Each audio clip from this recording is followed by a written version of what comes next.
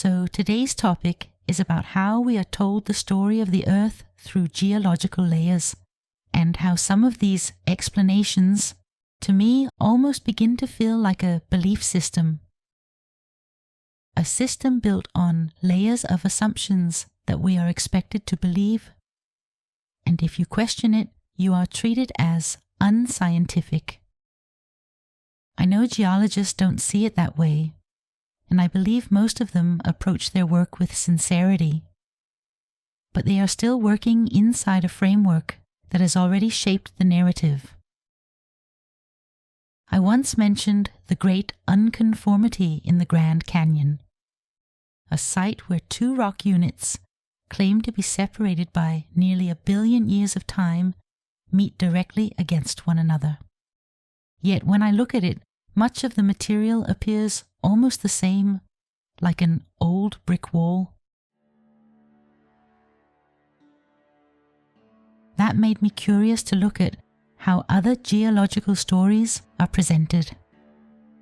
So I began looking at places where the narrative claims that much older rock lies on top of younger formations.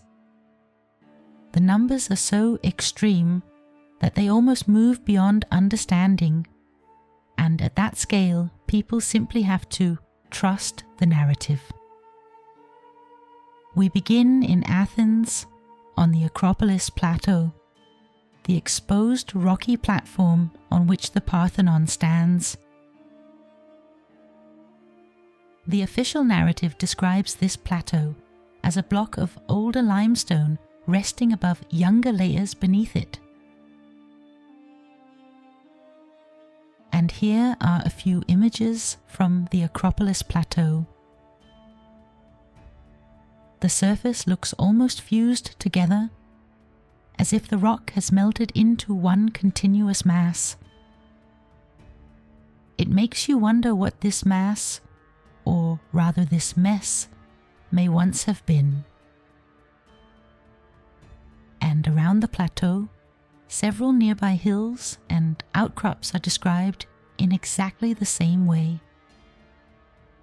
On Areopagus Hill, or Mars Hill, the explanation says that the top is made of older, harder limestone, while a younger formation called Athenian schist lies beneath it.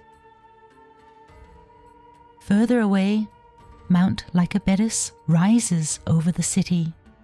It is described as older limestone pushed on top of younger layers through tectonic compression. Planting trees on these hills can be very practical.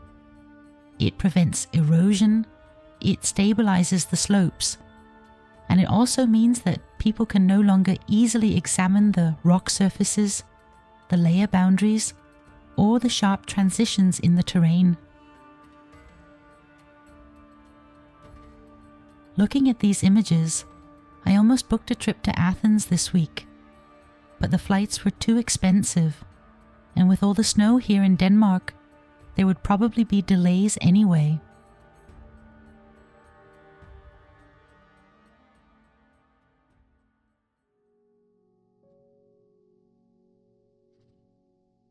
And this same theme appears in many other regions.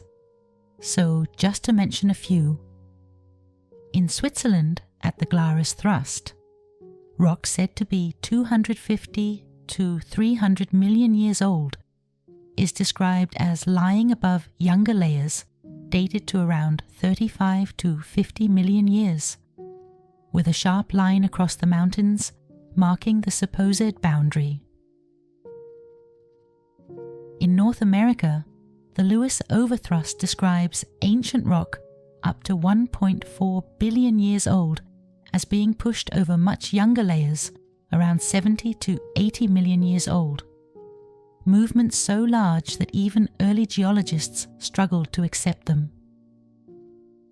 The summit almost looks like scattered ruins, broken building material from a forgotten age. It reminds me of a video I made about Mount Richards in Canada, which is described in the same curious way. with supposedly older layers resting above younger ones.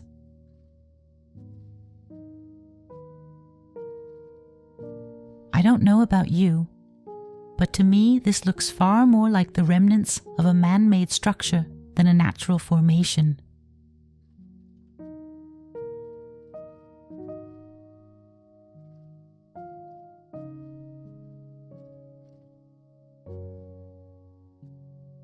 In Scotland, the Moyne Thrust is described as older Precambrian rock resting above younger Paleozoic formations.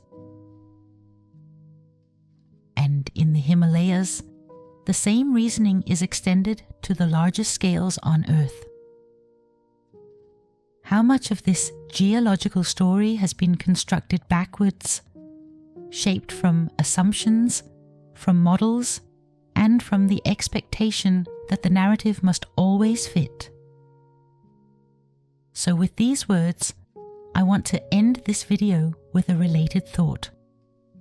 That while I question these geological narratives, I also think we should be careful not to turn our own community into a belief system as well. Sometimes I see a tendency for people to become certain that they already know what everything is and how everything fits together. But the moment we become fixed in our views, we trap ourselves inside a box where we can no longer move, in the same way as the very systems we are trying to question or shine a light on. Then it becomes another belief structure, where people are afraid to step outside the boundary in fear of being judged or labeled.